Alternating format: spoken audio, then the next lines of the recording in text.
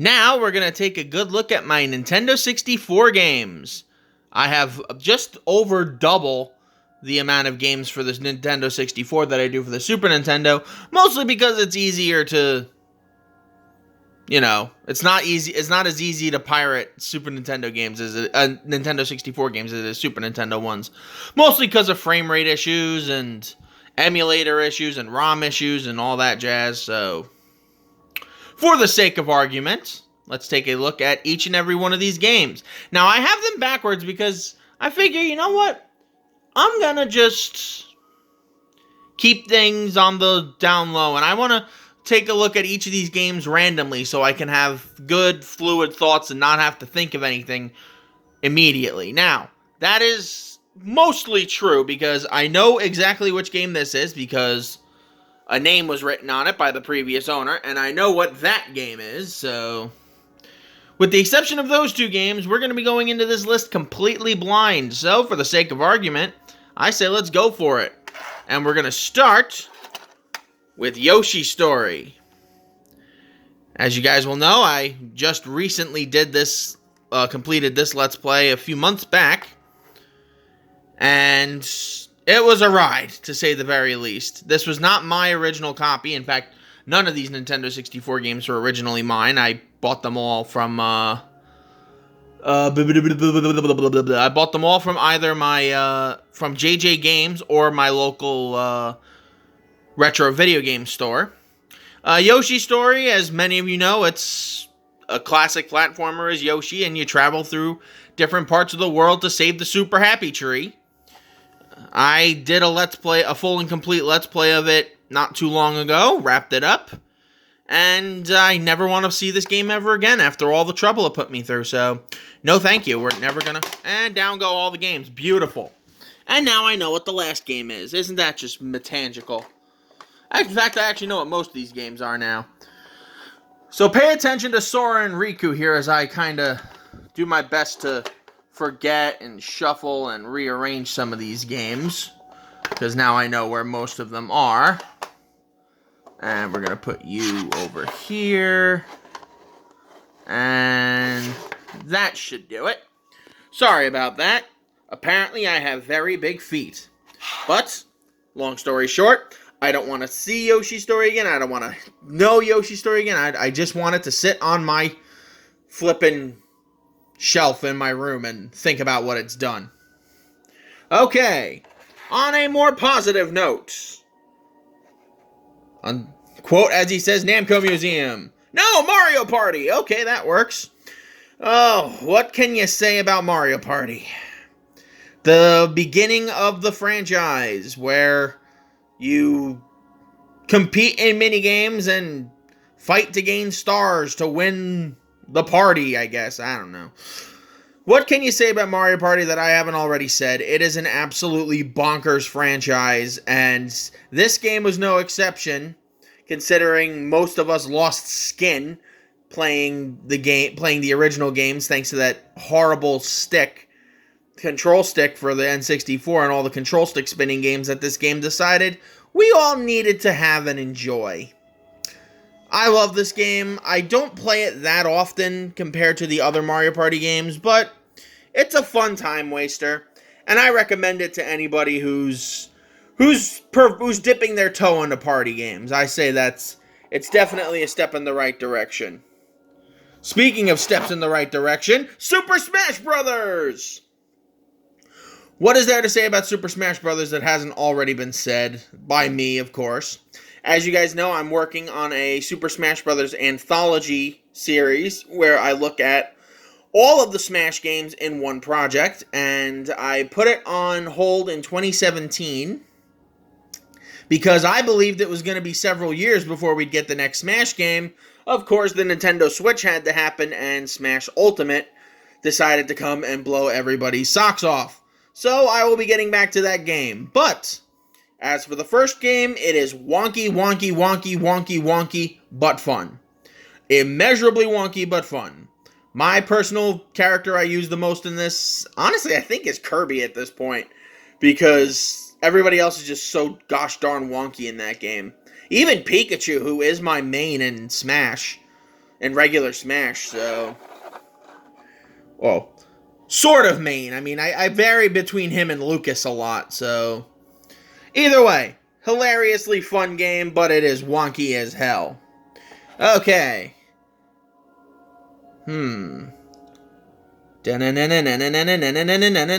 Is it Zelda? No, it's not. It's Star Fox. Okay. Star Fox 64. Again, this is another one where it's like, what can you say about this game that hasn't already been said? It is a fantastic pilot simulator game. Just kidding. It's a game where you fly around ships, blow up other ships, and save the galaxy from the evil Andross.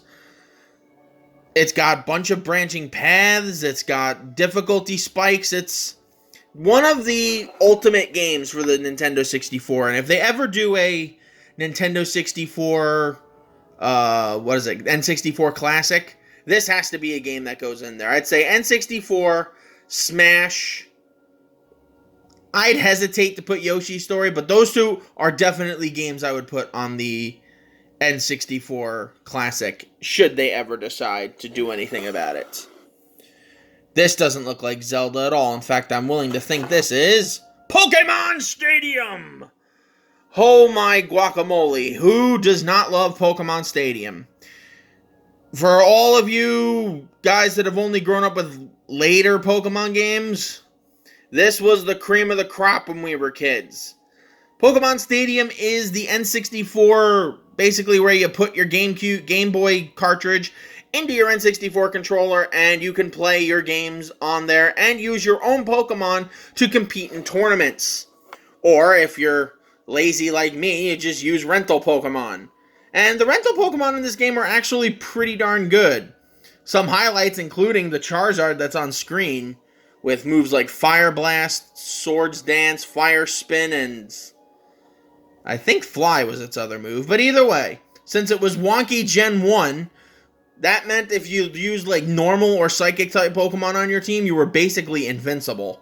So, yeah. We're gonna move on to the next game. There's Namco Museum. Namco Museum is, well, Namco Museum 64 specifically, is the collection of classic Namco arcade games. Chiefly, Pac-Man, Miss Pac-Man, Galaga, Galaxian, Pole Position, and Dig Dug. Not all of the classic Namco games, but enough of them to warrant it. Personally, my favorites on here are Galaga and Dig Dug, which are the ones I play the most, followed by Pole Position, and then everything else just gets mixed down there because two of the three games are pretty much the same, and obviously Pac-Man and Miss Pac-Man, but I digress. Pac-Man, it's sort of a norm for someone to have a Pac-Man game or like just like some kind of Namco thing in their house for video game collectors. Even if it's just like the original one. Alright, so I know which one this is, so we're going to mix things up a bit and put it a bit towards the back. So then we can keep things random, you know? Not Zelda! Mario Kart 64. That was originally supposed to be the last cartridge I talked about because that was at the back of it. But, oh well, we'll talk about it now. This is actually an interesting thing I'd like to say because this Mario Kart 64 copy is not going to be in my possession for very much longer. He doesn't watch the videos, my videos on YouTube, so I'm fortunate to know that. My brother-in-law, for one of the things he's wanted for the last few years after his friend moved away because they used to play N64 together, was a Nintendo 64. So his mom, his sister, his wife, who is my sister, and me have decided to get him an N64, controllers, and a bunch of games to play with. My sister got him the console and GoldenEye 007.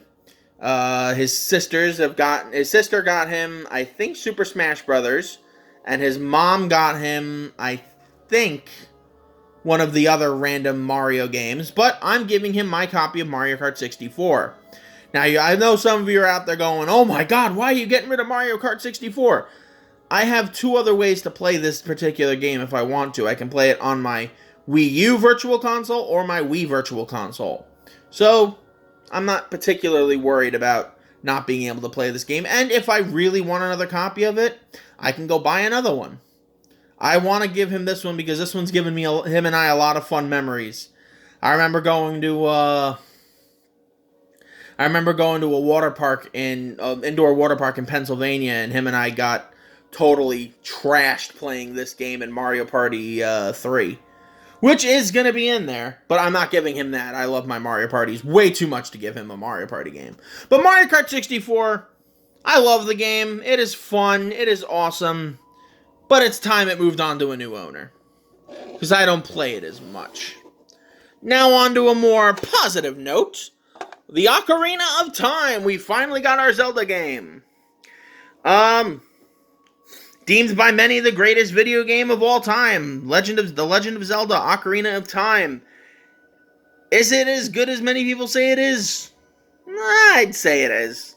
I don't want to rain on anyone's parade, but I'd definitely say it is one of, if not the best games Nintendo has come out with. I'll say it's not as good as some other games that we'll be talking about later down the line, but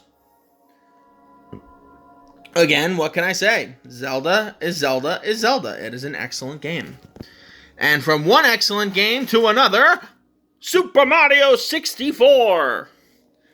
Another game that it's sort of redundant for me to own at this point, thanks to Super Mario 3D All-Stars. Super Mario 64 is the pinnacle of Nintendo 64's capabilities. Just kidding. No, it's not. But it is one of the greatest games that Nintendo has ever come out with. In essence, it is Mario running through Princess Peach's castle and the worlds within to save her from the wrath of the evil Bowser. And this was also someone else's copy that they wrote their name on. And it's mine now, so. Next up, Pokemon Stadium 2, which is basically everything in the first one, plus access to the Johto region, minus the good rental Pokemon. In all seriousness, this game looks and sounds great by many standards. In fact, it's actually heavier than basically every other cartridge that I have here. The only con that I have with this game, like I said, is the fact that, well, two things. The first is the fact that, like I said, the rental Pokemon are garbo. I mean, there's a Feraligatr that you can rent in the game that has Water Gun as its main water attack. Not even like, I know there weren't a lot of water type moves at this point in the series, but you couldn't have just given them like Bubble Beam or like Hydro Pump. You had to go flipping Water Gun, really? I mean, it's not the most insulting one. I think the most insulting one was whoever decided to give Suicune Bubble Beam. But again, I digress. Pokemon Stadium 2, as I said, it's a great game. And the only other real issue that I have, but it's specifically my issue, is when I run my copy of Pokemon Crystal through it, there's a lot of stuttering problems with the game. Like, it'll just pause in the middle of the thing and start buffering. Like it's a YouTube video. Gotta be honest, I'm not a fan of that. Not a fan of that at all. But I am a fan of this game. And I'm also a fan of the remaining 3 games. Which we all know what one of them is.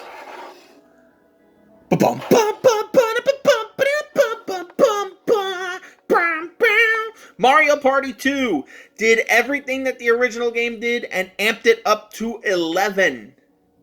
It is one of the best video games, period. Not even like a joke. It is amazing. Of course, I prefer the ROM version or the Virtual Console version of the game where everything moves a bit faster, but hey, this is still a classic game that I love playing every now and then. Highlights for me include my Let's Play of it, where I won on the very last turn of... I won on the very last turn of Western Land by getting a star, which was beautiful. Not my most amazing moment in Mario Party Dumb. What would be my most amazing moment? Gotta be Waluigi in Mario Party 3, but this is an excellent game, and I recommend it to anybody who's collecting. Also, for people who are collecting, BanjoKazooie. Oh, mama. BanjoKazooie did everything that Mario 64 did and amped it up to 11. Thanks to the wonderful folks at Rareware, who are now working on other things like Tooka-Laylee. BanjoKazooie is another standard platformer for the Nintendo 64. However, it's the gameplay and the music that amped this game up to levels where even the original Mario 64 can't really top them. Banjo, I don't even know what to say. It is one of the best games of all time. It has a sequel, which I don't own, but I do have a virtual console copy. Not virtual console. I do have a digital copy of on my Xbox, but unfortunately, yeah, it's not happening.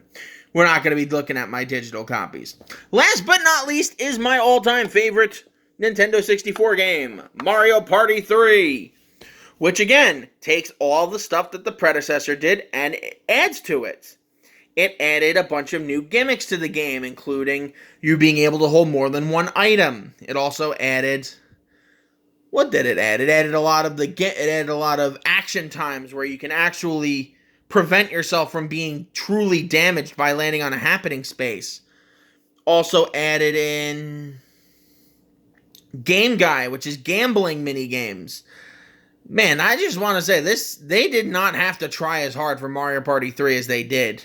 And of course, the ultimate highlight for Mario Party 3 for me is Waluigi gambling 36 coins on a 1 in 64 shot of winning, and winning, which is amazing to me. Just gotta say, it is just amazing. Alright, that will conclude this portion of the Nintendo game things, or my video game collection. Stay tuned, because we are going to be looking at the Game Boy Color and Game Boy Advance games next that I own. Stay classy, YouTube!